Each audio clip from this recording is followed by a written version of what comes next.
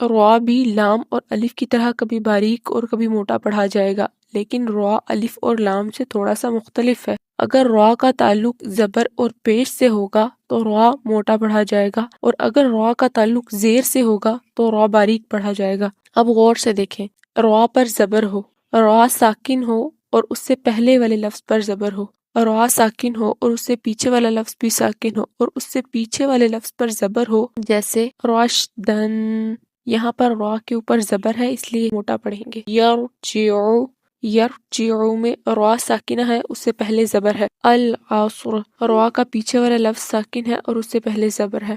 اسی طرح را کے اوپر پیش ہو، را ساکن ہو اور اس سے پہلے والے لفظ پر پیش ہو، را ساکنہ ہو اور اس سے پہلے والا لفظ بھی ساکن ہو اور اس سے پیچھے والے لفظ پر پیش ہو، جیسے رشدن، یہاں پر را کے اوپر پیش ہے۔ ترجعو، را ساکن ہے، اس سے پیچھے والے لفظ پر پیش ہے۔ خسر، را ساکن ہے، اس سے پیچھے والا لفظ بھی ساکن ہے اور اس سے پیچھے والے لفظ پر پیش ہے۔ اور اگر را کے نیچے زیر ہے، را ساکنہ ہے، اس سے پیچھے والے لفظ کے نیچے زیر ہے، را ساکنہ ہے، اس سے پیچھے والے لفظ پر سکون ہے اور اس سے پیچھے والے لفظ کے نیچے زیر ہے، را سے پہلے یا ساکنہ آ جائے تو ان تمام صورتوں میں را کو باریک پڑھیں گے۔ شاربہ، را کے نیچے زیر۔ فرعون، را ساکنہ ہے، اس سے پیچھے والے لفظ کے نیچے زیر ہے۔